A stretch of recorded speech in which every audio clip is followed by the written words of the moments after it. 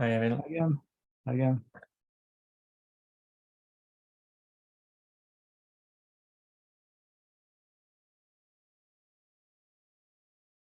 Just setting up the agenda for today. Yeah, I saw that. Should we add something about the meeting? Yeah, or we can mention it on the SIG meeting maybe on Monday. Yeah. We don't ruin the time for this meeting here. Yeah, makes sense. Okay. Let's see if we have more joining today. Hello. Did you get my meeting invite, Andre? I sent you and Jolander the meeting invite. It's for next week, Tuesday. It's 1 o'clock Pacific time. So I think it's like 5 or 6 your time. I'm not too sure. Hi Ben. Yeah, I got the invite. It's actually 9 p.m. my time. Oh, okay. So a little bit late. It's a bit on the late side, but yeah, I mean, if there's no other time, I think I should be able to make it.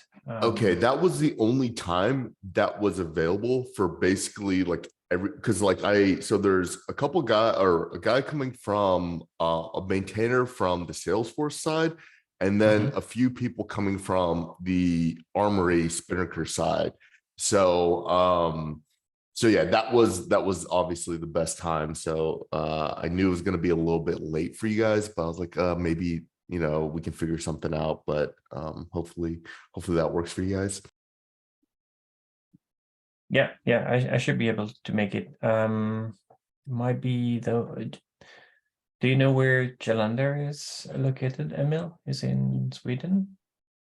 No, Jolander is in Ireland, I believe. In Ireland. Yeah. Okay, so same time as me. Okay. Yeah.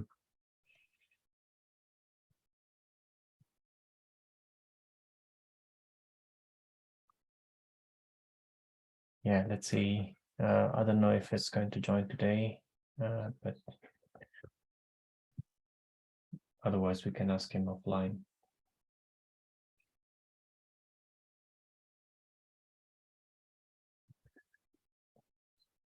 All right. Well, it's 3 past. I think we should probably get started. What do you think? All right. So hopefully Mo will join as we go. So I welcome everyone to the CDEvents working group. My name is Andrea Frittoli, work for IBM. I'm in UTC. We have attendees list in our meeting notes, so feel free to sign in if you'd like to. I'll just put the link in the chat.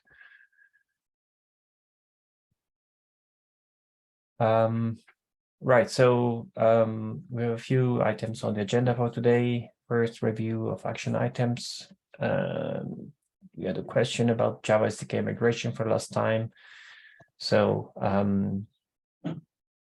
as you may know, we working on getting the Java SDK aligned with the latest version of the specification. Adam is working on it. And my question was how we're going to handle, like, if we have partial upgrades, but basically Adam confirmed that he's working on a single PR that will move the entire SDK to the new version. So that's kind of answer the question there. For the Spinnaker RSC, as you just mentioned, Ben, there is a meeting set up for the 31st. So thanks for that. I'm looking forward to it. And the last minor things I wanted to mention is that I archived the notes for 2022 for these working group, as well as for the SIG events. And specifically for this working group, I moved the notes to the CDEvents community meeting because it seemed to be more relevant. And I put a link here, the previous here. So if you open this, take you to the notes for 2022. And in the same folder, we have the working group notes, which is what we're using now. Maybe I missed it, but where did you place the archive for 2022, the SIG notes? Was the signals no, still this in the other? Yeah, but I didn't find them in the other either. Or maybe I looked. sorry, this is for the CDEvents working group Yeah, I see. in the But the CDEvents thing- community. Yeah. And for the C, let's see. For SIG events, it's where it used to be. So vocabulary workstream. No, sorry. SIG meeting notes, current, and SIG. So Oh, I where's think 2022? Maybe that's my Uh, confusion. oh yeah, I think I did it wrong. So I need to archive this.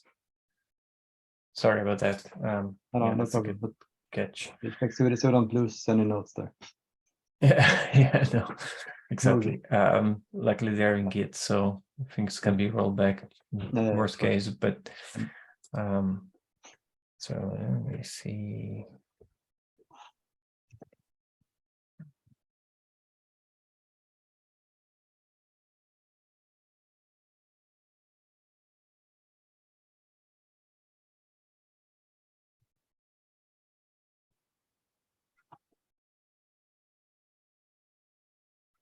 Yeah, sorry, I thought I did that, but I did the wrong file. No problem. All right. Next, we discussed in the past meeting about test events with Ole and Bruno from CubeShop, TestCube project. So Ole opened a PR based on what they proposed and our discussion. I had some initial feedback on it. So if you're interested in this, please also review it and add comments. And then waiting for Ole to also come back with his replies. I don't know if there's anything you would want to discuss on this today. No, I'm not prepared for it. So Okay.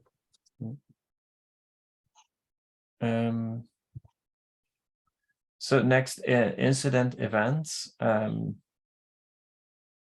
We had some discussion on HackND there, and thanks for the feedback, Emil, on that. I opened an initial PR. It doesn't not include the JSON schema, but it includes kind of the basic spec content for continuous operation.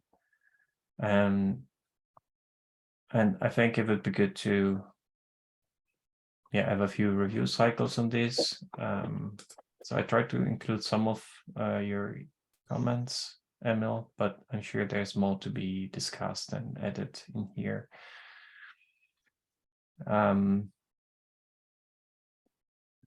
So I took your suggestion of taking the incident definition from the NIST glossary, which is basically the first one. It seemed to be relevant. The others are minor variations or less specific. I think this is a good definition that covers both actually and potentially jeopardize different aspects. So confidentiality, integrity, and availability. So which is good because then, like, if there is like a case where it is reported that a new CVE has been discovered and that affects one of the versions deployed already in production, it's a potential issue, but that can be tracked as an incident as well. So I think that makes sense. Real quick, I just want to make a comment on something because I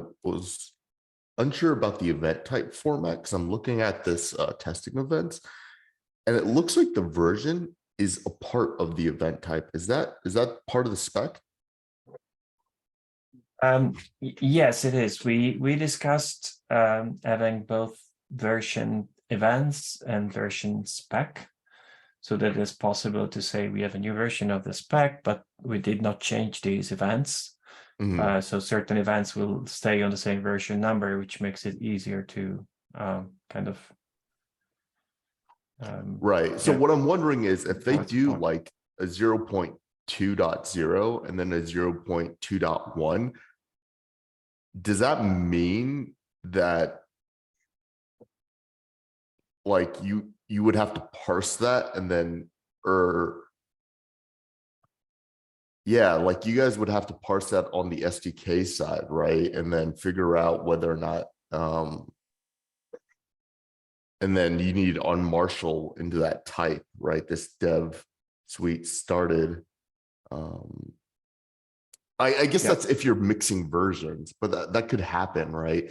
I'm just curious, like what happens like when versions are out of sync. Are you imagining that the whole system would be a system as in, you know, multiple systems that are talking to one another to be on all the same versions here? Like I'm just trying to figure out if like how version bumping works and gets propagated, and then if a version is not or if a version is different than the current version of another system, like how does that get unmarshaled and how does that get handled by the SDKs? Yeah, that's a very good question. So we tried to map the variations to the fact that changes are backward compatible or incompatible. So depending on how strict the SDK parsing is, I think generally it should be the case that if you have a bump in a minor or patch version, the SDK, if you allow for extra attributes, so to say, should still be able to parse to parse even newer messages. But you will need a new version definitely of the SDK if you're talking about a new major version of the event.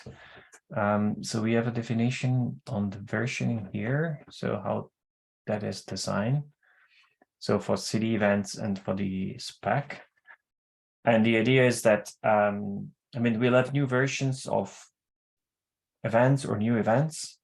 And then when we do a new spec version that kind of includes all the new version available from the events. And then when we do a new version of the specification, we'll try to do a new version of the SDK that supports all the new events defined in there as well.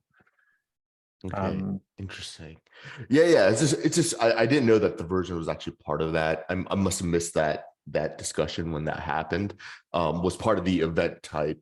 But it's not. I just thought it was a little interesting because I thought it was going to be a separate field from when we first talked. But it looks like it's actually a part of the event type, which isn't a big deal, but it's just kind of interesting.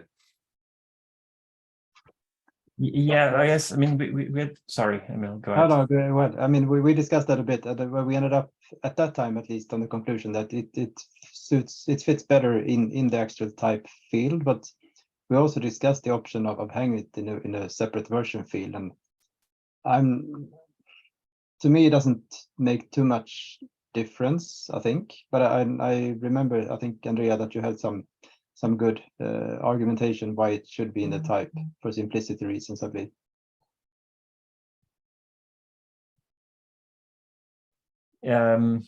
Yes, so I mean, I guess there are advantages in both cases, but at least if you have the version in there just by reading the type, so just by reading the single field, you can know from an SDK whether you're able to actually parse that type or not, as opposed to reading the two types. And also if you're filtering on certain versions, you can use a single field for doing that. That said, there are advantages, I think, in both directions. I don't know. I think that's the way we set it up. We designed it now, and I imagine this is the way we would go, at least for the next release. My feeling or my proposal would be, I mean, let's try to. We are going to start building this now into tools, and if we see that we hit any major issue or roadblock with this approach, we can still revert to a different approach. Yeah, definitely. I think there's going to be a couple things that are going to be interesting. This is more from the SDK side, less from the spec side, but more from the SDK side. I think there's going to be a little bit of, because now One, you have to assume that people that when they're writing these event types are going to follow this format. So if someone adds their own custom type, for example, and wants that to be like propagated through the system, you know, they have to follow this this format, right? Or they don't have to technically, but I mean, you know, they probably should. And then well, actually they would have to, because if the SDK is actually parsing it, and that, you know, you might get a null, or, you know, you would have to do those checks and whatnot, as opposed to having a field, having that empty is easier to check than parsing it and figuring out. Whenever I hear that you have to parse a string to get some sort of value, I always find that to be a little bit more, there's a lot more, you're more prone to errors in the SDKs. That's more of the concern. And so the second part of this is when you have it in a separate field, what's great about that is, you know, you can have the version, and you can just, you know, check, oh, you know, it's this type, then check the second field, it's this. You can just check, you know, like the first major version, major and minor version, and be like, oh, you know, this doesn't have any breaking changes, and then, you know, just unmarshal, right? And you're done. But again, in this case, in your case, yeah, you can look it up with one field, and the things that are the same version, it's easy. It's just a simple string check. But once they're not the same version, it becomes far more complicated. And I think, so the thing is that when you're trying to solve for these problems, you have to think whether or not that version mismatches are going to be more occurring or less occurring. And when they do occur, right, are you guys willing to make the SDKs kind of, you know, deal with that complexity? Is kind of, that's where I'm going. I'm not saying that this way is wrong, but that's kind of like when I see this is kind of like what's, the wheels are turning in my head a little bit.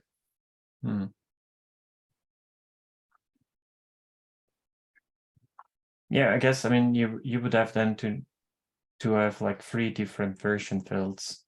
No, you can have a single version field is even fine.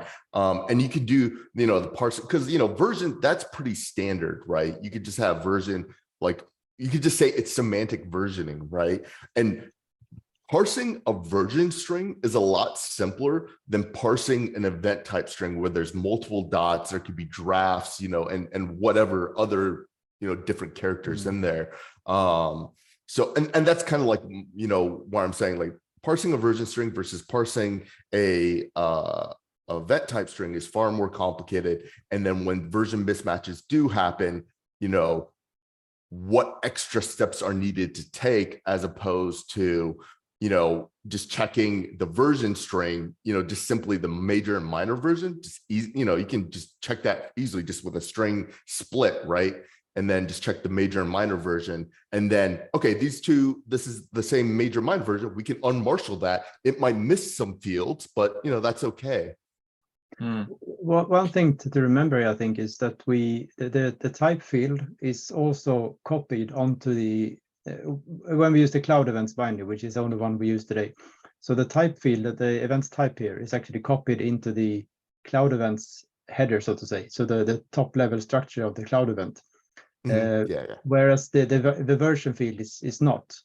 So I guess that's one reason for having it also in the cloud event type field, and as part of that, because then it makes it even possible to just on the cloud events level, you don't even need to go down to the CDEvents data level of the event to see what version of event is this. Yeah, but the version could also be a header, right? For the spec. Yeah, the discussion about headers and not headers is also another discussion that we have had. Yeah, you would need make to it easier Okay, so this is, like I said, this is a little off topic, you know, like I just brought it up because it was a little interesting. And I don't want to say, hey, you know, we need to rewrite, but like I said, I just want to bring up the concerns a little bit, like with version mismatching. I think it's going to make things a lot more complex if you go this route. However, if we start introducing this into tools, like going off what you said, Andrea, and this turns out to not be the major case of, you know, version mismatching, then that might be fine. However, I have a feeling that's not going to be the case because, like, especially like when you get into, like, for instance, Apple, like people are very siloed. People are going to have their own versions, and they're just going to be sending, whatever. But we're just going to expect them to be compatible to some degree. We can't be complete dictators across like, like we're talking, potentially like, dozens of teams. And that's going to be true from another corporation, like Apple, Amazon, and Google, for example. So Yeah. that's kind of like what I'm getting at. So maybe, like we can go with your suggestion and just, write it out and see what happens. But I just want to mention that because it is a little bit concerning. But regarding custom event types, I mean, an event type that starts with dev.cdevent something is assumed to be part of the protocol and adhere to the specification that we have there. So if someone sends an event and puts the event type dev.cdevents something else, then all consumers will be confused. So I mean, then they shouldn't expect any CDEvent consumer to understand that information. And then the CDEvents consumer would probably crash, or I mean, bail out somehow. Right. Yeah. And I agree. That's if the customer is passing custom event types, right? But what I'm talking about is just a different version even. So there's actually two problems here: is custom event types, knowing the proper structure. And then the second problem is when version mismatching happens, parsing becomes a little bit more difficult if the version's in the string. Because if you look at it, right, like you have 0.1.0, right? But then you have draft on top of that, so you got to figure out, you got to know all these different nuances between draft now, this dash draft, dash alpha, 0.1.0, 0.1.1, so it's far more complicated of a parsing when you start adding more information to the versions, right? As opposing just to having a standard just version string, right? So just about the dash draft, that's not meant for events that are actually going on the wire. So that's I see. For why it's being specified until we make a release and then we cut all the drafts out. Mm-hmm. So the SDK will only ever handle semantic version numbers. Right. And yeah, I think to go back also to what Emil mentioned about the cloud events binding. So if you have different tools that are sending different versions of events, so as long as they're within the same major version, they would be backward compatible. So if you have like 0.star, and if you have a router of events, like a broker, you could use filters, say everything which is a event type that start with dev CDEvents environment deleted .0.star. I'm interested in those events, but you can then exclude things that are on a different major version. So are you going to do a regex then every single time? Because if you had this as a separate version field, you don't even have to do a regex. This could just be a simple map, right? No, on the contrary, you would need to do two different maps. You need to first say that it's the correct event type, and then also see if the version is something that you can handle, that you would like to propagate in your system.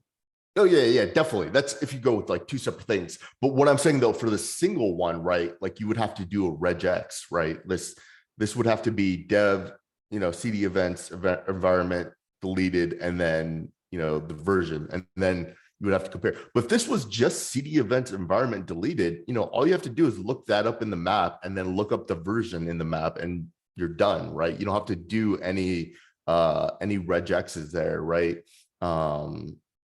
So yeah, I don't know. Why not? Or yes. I mean, if you want to route just events that are 0.2 something or 0.3 something, you would really need to do regex match on the version field as well as looking at the type field and that it matches. No, you shouldn't need to do a regex. You would just need to, if you have the version, you just know automatically if there's a map there, you just know where to go, right? Where to go, but if you want to route the messages, you wouldn't need to go into the message to read too many details of the actual message to be able to route it. And if you just want to route a specific version of the events, then you would need to do that if it's not in the type field. Yeah, you could still do that though without regex. Yeah, you could do all the only issue, like the only time, it just depends on how you want to parse it. Like originally I wasn't considering regex because it's a lot more expensive than just doing a string split. But if you're doing regexes, you know, that's completely valid. But what I was saying is I wouldn't, like, my solution is that I wouldn't be doing regexes. I would just be using the version, having those mapped to the proper routing points. And then I would do a string split and just say major versions, if it's 2, just go here. If it's major version 3, just go here, for example. Yeah, I'm not sure how cloud events broker propagation or federation works really, if there is any common rules for that. But I do know when it comes to messaging with AMQP on RabbitMQ, for example, you could state the routing keys that you would like to match when you are federating a message from one end to another end. And then it's only one field that you're able to look into. You can't really introspect into the actual event itself. You could only see the part that is, well, as called in AMQP, this routing key part, right?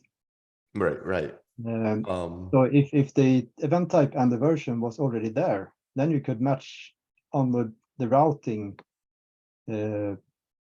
level directly for any event types that you say that you are able to understand and you would like to route forward or federate. But if it's a separate field, then you would need to actually look into each event and parse them, and that's a totally more expensive operation to do in the routing. I mean, you don't have to. I mean, you can even, you know, in terms of routing, you can even combine them, right? Like that's not difficult to do either, right? Just to do the same thing, just build this, you know, single event type with the version on it. If you want to do routing that way, I'm talking about it from more of a serialization standpoint.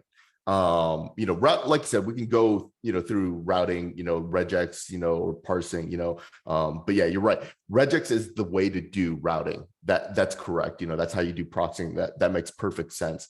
But, you know, like I said, when it comes to serialization and deserialization is more of where my concern lies. There I agree. Yeah. But still, it's the well-defined. I mean, the event type here is well-defined. So it's the 4 first sections of the event type that are the actual type, and then comes the version. You can easily do a string split there as well. Yeah, no. Yeah, definitely. Absolutely. Right. You know, it is an extra step, but the thing is, when you do the string split, you now need to know where the version, I guess it would be the last 3, assuming draft wasn't a part of the actual version spec. So yeah, that's completely fair. You know, you can totally do a string split, assuming that the version is there.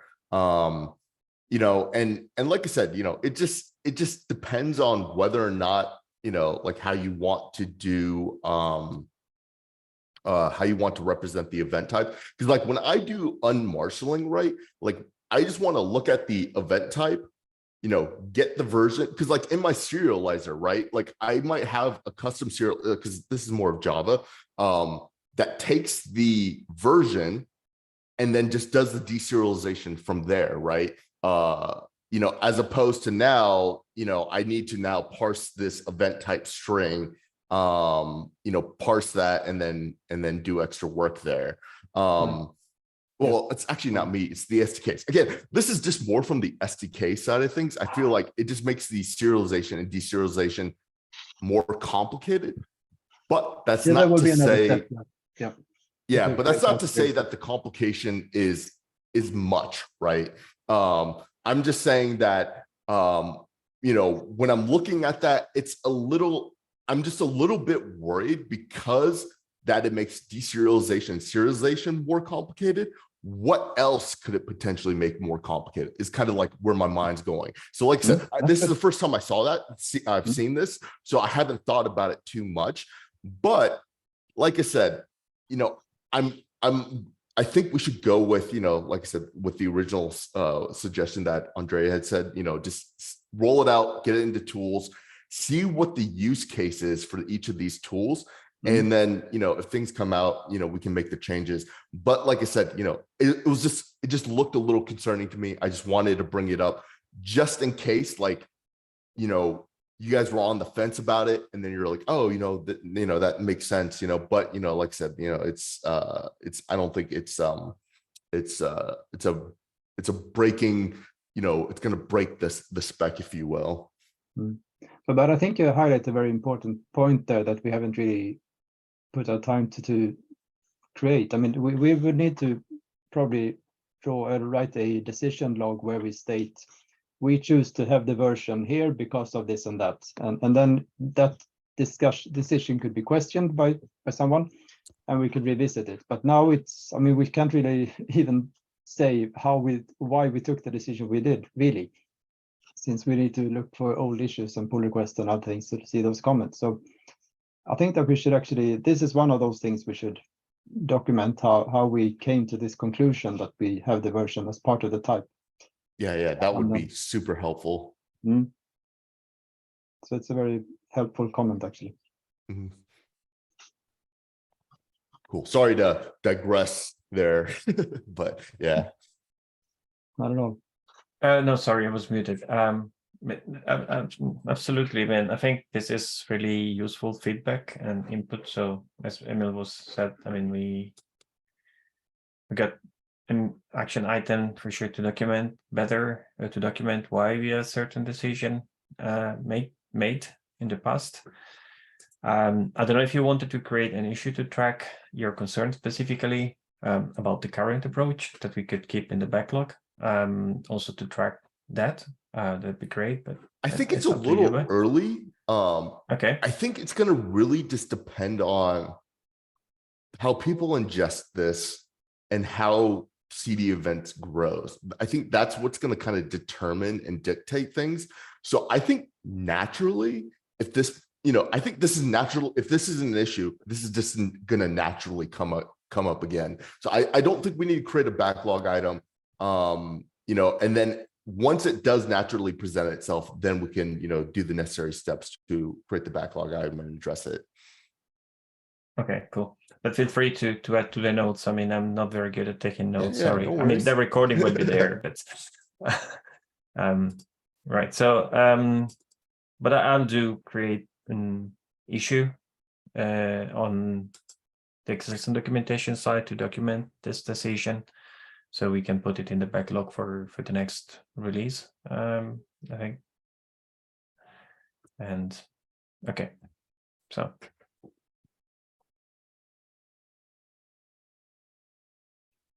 Probably PR as well. All right.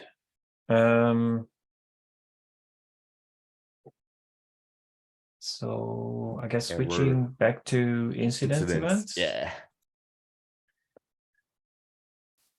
Right.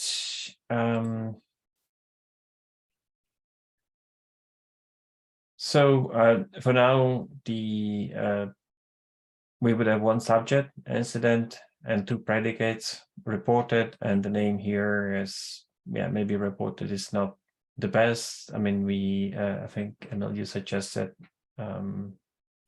sorry, forget that me. I don't know if I really suggested anything, but I just commented on that it's a new way of naming things, if we call it reported.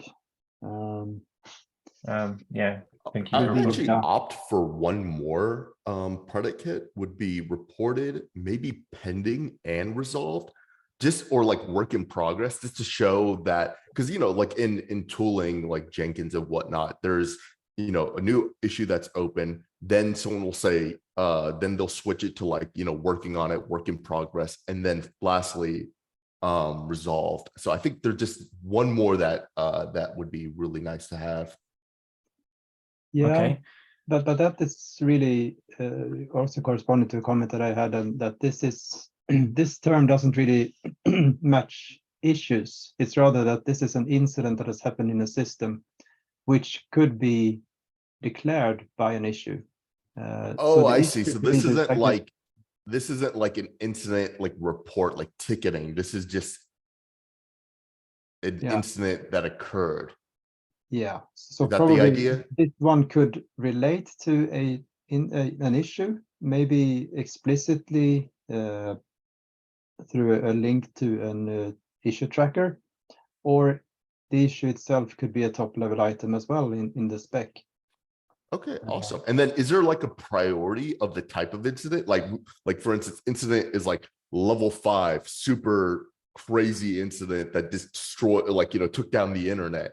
Because that might be useful, like having like a priority or like a level to the incident. Yes, so we had a few meetings ago some discussion on these, and we had a lot of ideas of actually multiple predicates that we could have and multiple fields. So I guess here what I was trying to do is to capture kind of the very minimum set that we could start with to make this useful. But yeah, I mean, priority sounds like something that it might be needed even for the very basic. Like for predicates, we also had like things like update. What does ignored and accepted mean? Well, this is something that I think Terry brought up, that you might want to say, you might have cases where an incident is reported and someone says, an operator goes there and says, yeah, I acknowledge this, but there's no action required. And you might want to track those kind of scenarios through. But isn't that mixing like events. what me and Emil was just talking about? We were just talking about like incidents would just be the incident and not so much about the ticketing of it, which, you know, like if you said ignored or accepted, you know, which that is like the work in progress, right? At that point. Yeah, it's right closer to that at least. So yeah. Yeah, it's more so I an mean, action on the ticket itself and not on the incident. That's not an action on the issue and not on the incident, I think. Yeah, right. Yeah, I think that needs to be split to the issue. I'm assuming there's another event for like issues or triaging. No, not yet, at least. Oh, okay, no, okay. Not yet. Yeah, but we might want to. I mean, that sounds like the model that we are moving towards, having like, yeah, events for the incident, like occurrence, I guess. And then what's good about that, you can have ticket events reference the incident, right? So incidents could be the standalone thing that is just the incident, whether it happened or was reported, or I forgot what the other predicate was, or resolved, right? Yeah, and then you would have the priority of it, and then you would have a ticket that's associated with that, and then that might be a really good way of doing that, or an interesting, or you know, a good way of kind of describing that, because yeah, I think actually, yeah, ticketing I think is absolutely needed, or yeah, some sort of ticketing or triaging type of spec proposal is needed, especially if we're going to start introducing incidents. I mean, it's not needed for incidents, but you know, I think once incidents is done and finalized, you know, we probably want to start thinking about the ticketing, you know, that ticketing spec model. I'm thinking how much we should mimic the issue system itself, I mean, in the spec here, or if we should just refer to a ticketing system. I mean, oh, that's a good idea. If it's easy enough to include a link or a reference rather in the incident event to some issue system, tracking system, that where this issue has already been created, then it's fine. But now I guess you often would send an incident event saying that something has happened, and then there may be some automation that creates a ticket for you automatically, or it's a human that does it afterwards. And then you need to relate those together afterwards. And then you would need some kind of event or some way to reference those the issue that was created after the incident to the incident. And that would make sense then if there are separate issue events. But I'm not exactly sure. Could there be some other predicate on the incident event than saying that, well, it was detected first, and then the incident was reported later in a later event, and that reported event could then contain a reference to the actual issue tracking system. Yeah, that's a good idea. Yeah, actually, I really like that. And then kind of give a little background of like why this ticketing system kind of came about, or like when you were talking about the incidents. Is so my experience with AWS, they have their own internal incident reporting, but incident reporting is done through the ticketing system.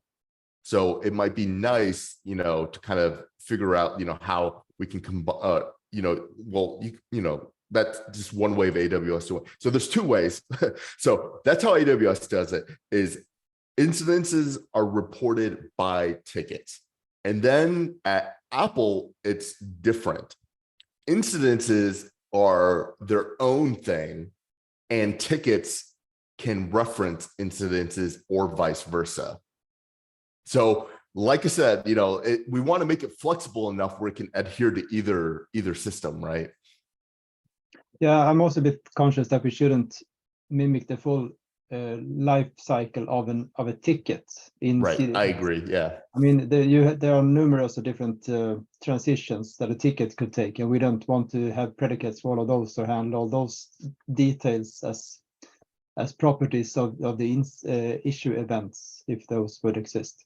Yeah. And that's why I was thinking like keeping it simple is just like open, work in progress, resolved, like just like keep it as broad where it covers, as vague as possible, where it covers as much as possible is kind of like what I'm thinking, and I think, once we start coming up with the proposal, we can start thinking about all these things, or we can even do with two, just open and resolve. You don't even need to do a work in progress. I don't think.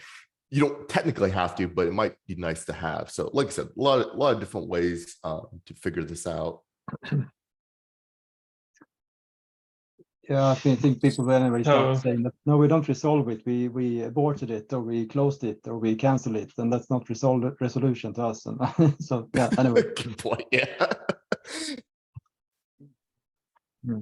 So do you think reported should be in the initial version, Emil? It seems like a very reasonable structure to me. That's good. And then the subject of that event would also contain the reference to the issue tracking system, right?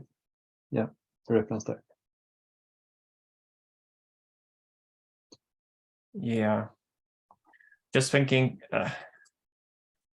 Yeah, let's try it. I'm just thinking the detected incident could be generated by something like, I don't know, Prometheus or something that not Prometheus directly maybe, but there's something that is listening to Prometheus, looking at Prometheus metrics and comparing them with thresholds and saying, well, this is off the threshold now, and so sending an incident and then generate some ID for that. And then when it's reported through a ticketing system, it would need to refer to that ID so that the two things are linked together, basically. Yeah, I guess there could be an event listener, a consumer of the incident detected events that would automatically create an issue for it and then send the incident reported event as a result of that. Or it could be a system that just visualizes all detected incidents, and then a person goes there and creates an incident or an issue, manually. And then some system, of course, would need to monitor that the issue is created, which concerns this incident. So then some system would need to be able to relate those to each other. Okay. So yeah. Okay, I think we could try this. Yeah. So I'll change the first predicate to detected, And we could try with the reported to include a link, a URL to a ticket. We don't have to have like a very complex data model there. That means that things like priority is something that we could include, but then only in the reported predicate. What do you think? Oh, should we? Isn't that also just the property of the ticket itself? Yeah, I was just gonna say, like, it's actually more on the ticket than it is on the incident. I think so. Okay, so we leave it out until we maybe come to a use case that we. It could though be so that the severity could be something that could be part of the incident. I mean, if the CPU threshold has passed its 80% limit or its 90% limit, it could have different severities. So maybe an incident could have severity. Does that make sense? Yeah, definitely. Yeah, because like, for instance, if S3 goes out and the internet goes out, that severity is pretty huge, right? And you definitely would want to have a listener, like if we have an event listener that's looking for severities, like that makes things really, really easy. It's just like, oh, these severities do this, send out an alarm or do whatever. So that makes that really easy rather than needing to go to a ticket to then look. I mean, you would want to do this anyways, but you could go, you would have to look through the tickets to see what the high priorities are and then decide whether or not you want to send a page, for example. But if the severity is just set to like internet is blown up, then you could just immediately send a page, right? So I think severity makes a lot of sense. But no one will see such an event if the internet was blown up. Yeah, true. No, but there is also, of course, also a risk that there is inflation of severity settings. So the producers will raise their severity. Yeah. So luckily, I have found that most people, not everyone, but most people are pretty good at setting severities.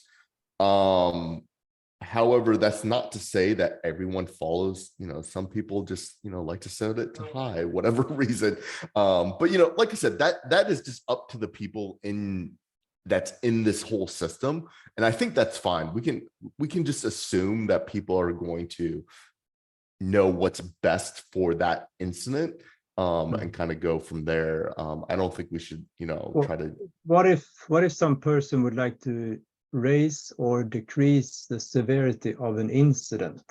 Should CDEvents have support for then somehow changing and modifying the severity as well, or is that just an initial severity sent from the producer, and then it will probably be reflected in the ticket created, and maybe then the ticket could have severities changed in it, but not the original incident will never change?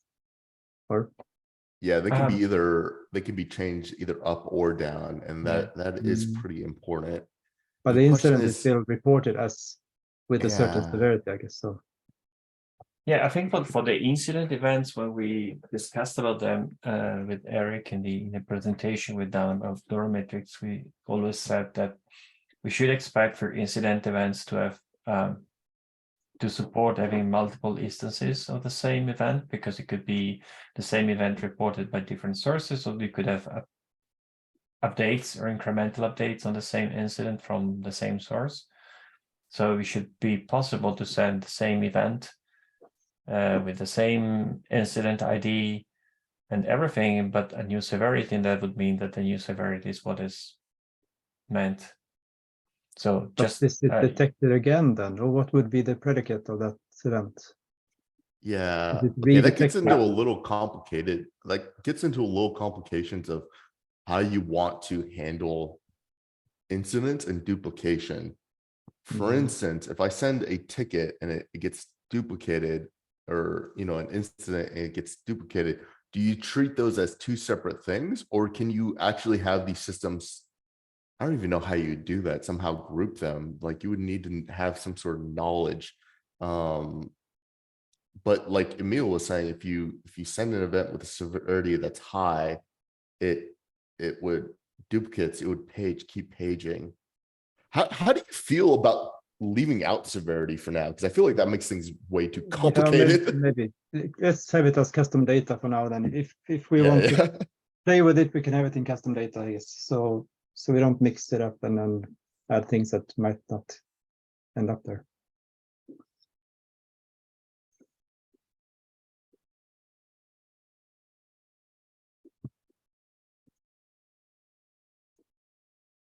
Okay. Yeah, in general, I wanted to say, I would tend to avoid like updated predicate, because that means you must know that you already sent a previous one that is the initial one. Then Yeah, well, it kind makes of the system.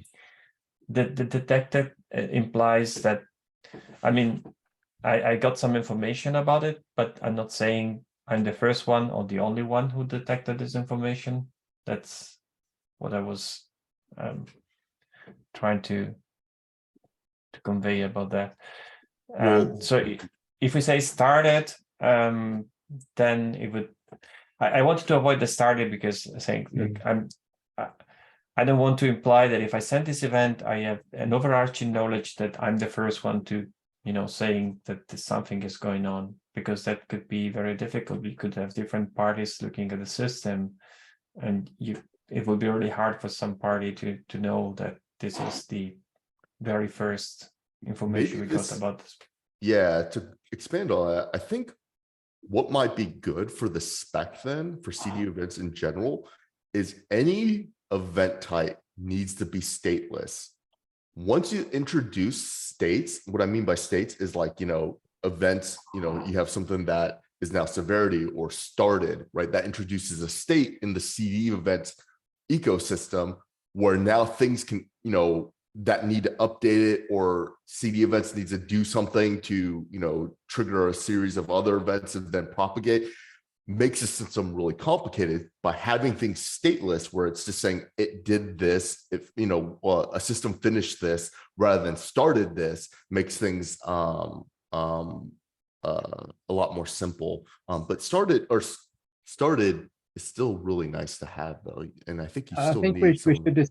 I think we should distinguish between like life cycle events or activity events and the, should call them entity events, maybe, which more represent some entity in the system, and then the activity events. I mean, we have this pipeline started and finished, and we have the task run started and finished today. And I think those make sense to have, because they will talk about the duration of an activity in the pipeline. But when it comes to incidents, I mean, incidents don't really start and finish, so it doesn't really make sense. And those are more like entities that are represented by events, to me. Yeah, I mean, you could make the argument that incidences do have a start and finish, though. But yeah, but I agree with what you were saying, Andrea, of wanting to avoid having some knowing what the system is doing, or because then it requires you to have insider knowledge on what that system is doing, how it reacts and all that. And I'm a big fan of, like you said in the document there, keep things simple. And I think keeping severity just out of it makes perfect sense. And I think we should strive what you were saying, try to keep things I want to use the word stateless, but I don't know if that's a good word to describe what we're talking about, but I get what you're saying, Andrea. Okay. Yeah, thanks. I will update accordingly then. Just, I mean, we have only a few minutes left. I just wanted to show, I mean, in general, what are the general fields that I was envisioning for this, apart from the ID source. I thought it would make sense to have a description, at least a freestyle description, so that we could use for now to give some context about the incident. And then reference to the environment where the incident happened, a reference to the service which was affected by the incident, and a reference to the artifact. Real quick, I just want to make sure I'm understanding that that table real quick. So you have object and then environment. Object is saying that it is some map, and then environment is the schema of that map. Is that the idea? Yeah, so but this is in the SDK then becomes a reference. So it's, since every object is identified univocally by a combination of ID and source, it means that here we'll need to have either the ID only if the source is the same, or if the source is, if the ID is unique enough, or ID and source, like in this case. And this is just a link to the environment, which is broken. Why is it broken? Well, I need to check that. But we basically have in the continuous deployment, we took no, continuous deployment. Where is it? Okay, yeah, it doesn't show it to me here, but we have definition of environments. We have events where environment is a subject. So this is meant to be a reference to those subject. And same for the service, we have events specific to service. So just so those links are the schema. Like I didn't understand if it was or wasn't. And like I said, I couldn't, click the link 404, right? So was it or was it not the schema of what that represents, what that object represents? Yeah, it is. Okay, cool. Yeah, and then if you look at the reported, it will be renamed to detected. Only the environment would be mandatory, and optionally we would have a service affected, and a specific artifact version affected, and same, the description is not mandatory, and I think the resolved is the same. The artifact should also be an object, couldn't it? I mean, we have artifact created, or what is it, artifact package, sorry. Shouldn't you reference such an artifact through that's an object? That's a very good question. I mean, the reason why I only have artifact, I put only artifact ID there, because we use artifact ID in other events. It's because we chose this Perl format that is meant to be globally unique, regardless of the source, because it can include the source as well. So that's why I only have artifact ID, but we could have an artifact reference as well. No, it's a very good question. I'm also a bit unsure about this structure, whether we should keep it consistent or we should just use IDs. The problem with IDs, I don't know if it's globally valid or not, because in the spec, like when we have environment events, we say okay, we have ID and you have the source of the event, and so the ID must be unique within the source. And like in this case, for instance, the source could be your infrastructure as a service in region 1. On the flip side, maybe you have like globally unique names for your environment, so you don't need to specify a source. So that's something in the spec that we need maybe to dig a bit more into and refine.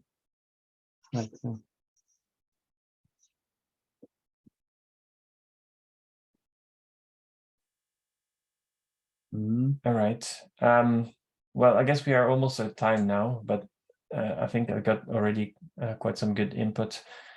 And what I'll do, maybe I'll try to inject, where possible, some like reasoning behind decision for names and things that we discussed during the meeting. I think that's probably something we should try and do also in the future, so that we keep track of our decisions. Yeah, maybe not in the protocol definition itself, but in some separate discussion section of the spec. I guess, so we don't convolute the actual spec with such decision material. So I don't have a clear view on where to put such design discussions and design decisions. Yeah, I mean, you could just put them like you were saying, like just in a separate place and just link them even in the Yeah. spec if it gets questioned a lot, right? You can be like, oh, we can just put that link there, right? Yeah. All right. Connecting events. There was no progress since last time we brought it up. Yes, sorry, Andre. No, no worries. There was no progress on my side either, so it was just saying. But yeah. Yeah, I said I was going to work on it. I have been just dreadfully busy at working at Apple, and so I will allocate some time though in these next 2 weeks to look over your proposal, see if I can make any suggestions, and see where we can expand on. Because I saw it was pretty bare bones when I first saw it, so we can definitely, or I can definitely try to make some suggestions, and we can go from there. Sound good? Yeah, that's great. All right. Thanks, everyone. Great discussion thank you. today. Yeah. Thank you very much. Day. Bye, everyone.